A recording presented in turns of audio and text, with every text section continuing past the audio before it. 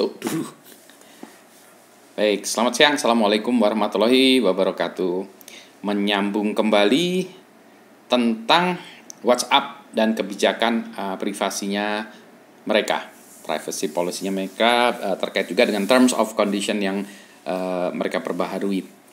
Nah, habis ribut-ributannya, seperti setelah disimak dalam video saya yang sebelumnya, beberapa hari yang lalu saya tepatnya hari Jumat ya, kalau tidak salah betul, hari Jumat saya diundang itu untuk ikutan mendengarkan penjelasan dari WhatsApp tentang perubahan ini. Nah, jadi saya bukan orang WhatsApp ya, saya sendiri mendapat penjelasan dari WhatsApp. Apa penjelasan dari WhatsApp? Nah, saya baru tahu ada beberapa hal yang perlu disimak gitu. Tadinya saya akan membuat videonya segera, tapi saya nunggu dulu dari WhatsApp, siapa tahu dia atau mereka ada klarifikasi segala macam, karena belum ada, akhirnya saya buatkan videonya ini ya. Baik, kita lihat dulu. Saya ambil beberapa slide, mungkin 3 slide dari presentasinya kawan-kawan di WhatsApp. Saya lihat ya presentasinya dahulu. Presentasinya sebentar.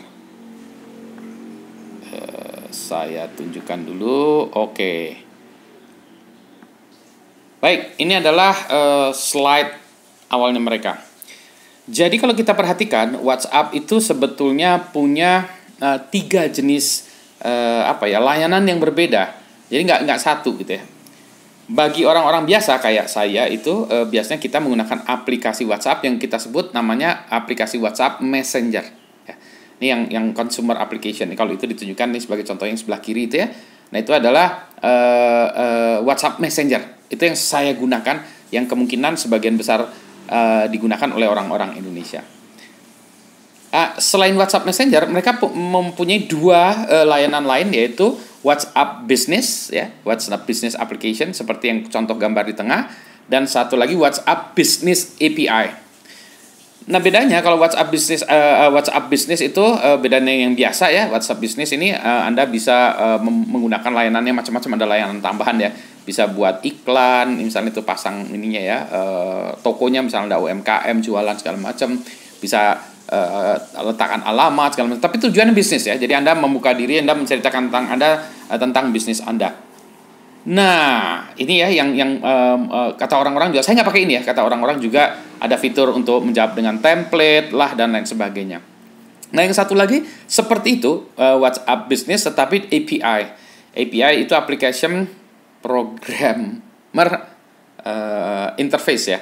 Jadi programmer itu program ya, API.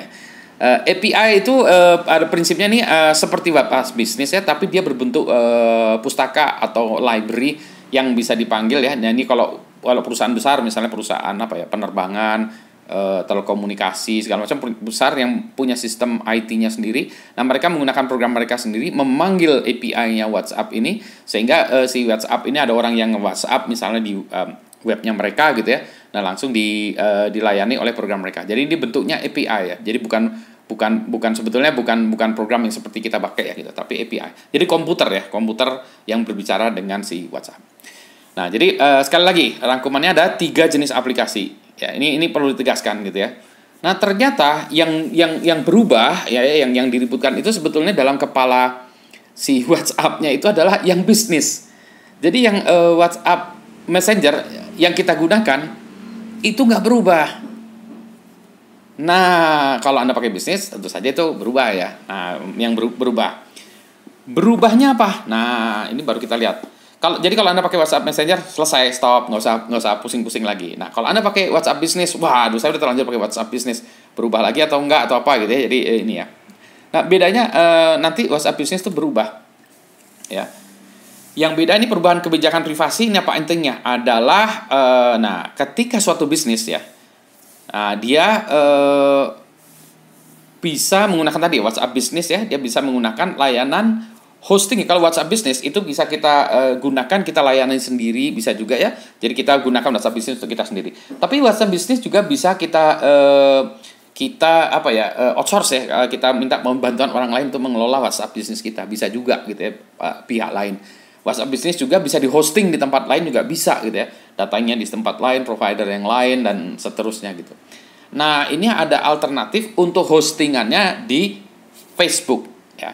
Nah, ini misalnya WhatsApp API ya. WhatsApp API yang tadinya kan dia harus panggil ininya API-nya WhatsApp ya. Ini kalau dikatanya dia tuh dari berminggu-minggu menjadi hitungan menit. Jadi layanan hostingan si yang kalau kita punya WhatsApp Business API, nah itu di belakang ada proses-proses yang ini saya nggak tahu prosesnya apa gitu ya, lama. Kalau dengan Facebook menjadi lebih cepat. Ya, tapi itu pilihan ya. Kalau Anda menggunakan WhatsApp Business API, pilihan mau tetap seperti sekarang atau pindah ke Facebook ya, hostingannya Facebook. Nah, tujuannya apa? Katanya kalau nanti Anda ke Facebook, nah ini mulai nanti bisa pindah ke bukan pindah ya, menggunakan fitur-fitur yang ada di keluarganya Facebook. Ini kalau Anda jualan ya, ini Anda kalau jualan. Lagi-lagi ya, balik lagi ya. Kalau yang kita yang WhatsApp biasa nggak ada hubungannya dengan ini gitu ya. Yang hubungannya dengan Facebook itu adalah kalau kita menggunakan layanan WhatsApp Business, kita bisa hosting sendiri, bisa lakukan sendiri, nggak masalah. Bisa kita minta bantuan pihak lain, nah hosting di tempat lain boleh juga, ya. Dan bisa hosting di Facebook gitu. Nah, kalau dengan Facebook ada banyak fitur-fitur yang yang bisa dimiliki oleh si WhatsApp bisnis Anda gitu. Nah, waktu itu ada pertanyaan dari siapa ya? Mas Abimanyu kalau nggak salah ya. Mas Abimanyu. Jadi dia tanya gini, kalau gitu kenapa ini tidak diumumkan kepada pengguna WhatsApp bisnis aja supaya nggak pusing-pusing lainnya. Kayak saya nggak perlu kita tahu ya kan iya, ini yang berubah ini yang berikan layanan baru-baru itu adalah WhatsApp bisnis gitu ya. Kenapa nggak gitu aja kan ya? Jadi stop this nonsense gitu ya. Nah, perubahannya itu sebentar ya, di sini nggak ada ya, di layar saya nggak ada ya. Jadi kalau Anda berbicara dengan orang yang menggunakan layanan WhatsApp bisnis gitu ya. Kalau kita misalnya saya WhatsApp Messenger terus ngobrol dengan orang yang dia menggunakan layanan WhatsApp bisnis. Nah, itu di atasnya keluar tuh tag, ada bagian atas bahwa account ini menggunakan layanan WhatsApp bisnis gitu kan ya, ada gitu ya. Nah, terus ada lagi, nantinya kalau dia pakai layanan hostingnya di Facebook, dia akan bilang Anda berbicara dengan account yang menggunakan layanan bisnis yang hostingnya di Facebook gitu ya. Gitu. Nah, terserah kita tentunya. Saya nggak mau ngobrol dengan dia gitu, karena kan dia usahanya bisnis ya. Saya nggak mau bisnis segala macam. Saya mau yang biasalah, yang lain-lain gitu ya. Nah, kalau saya bicara dengan dia dalam kaitannya dengan bisnis yang di hosting di Facebook, tentu saja datanya itu di-share antara si usernya ini dengan penyedia layanannya, bahwa layanannya bukan transaksi saya atau ngobrol-ngobrolan saya ini masuk ke sana, enggak. Transaksi bisnisnya tadi dicatat oleh si tempat hostingannya atau penyedia jasanya gitu. Jadi kita juga nggak perlu riweuh ya. Slide yang ketiga, nah ini ini persepsi yang salah dia, ini menunjukkan dia slide yang persepsi salah bahwa WA membagikan data privat dengan Facebook, enggak gitu ya, kalau dilihat ini spesifik. Jadi ini untuk menunjukkan bahwa ini spesifik dari mereka ya. Kebijakan berbagi data kami dengan Facebook tidak berubah. Penghapusan akun pengguna. Nah, kami tidak serta-merta menghapus akun. Pengguna memiliki waktu untuk menyetujui persyaratan kami. Setelah itu mereka dapat terus menggunakan WhatsApp. Jadi tadi ini kalau yang saya tangkap dari itu, kalau kita tetap nggak setuju, bisa nggak mau gitu ya, kita nggak setuju segala macam, ya kita tetap bisa pakai WhatsApp. Ya, jadi sebetulnya itu. Jadi kenapa dipaksa ya? Itu untuk yang setuju aja, silakan. Mangga yang nggak setuju tetap masih bisa pakai WhatsApp. Menjual data pengguna ke pihak tiga ini tidak sama sekali. Kami tidak pernah dan tidak akan menjual data pengguna, yang mana juga hanya kami miliki secara terbatas. Jadi klaimnya mereka, data kami juga terbatas, kami nggak menjual ke pihak lain. Ya.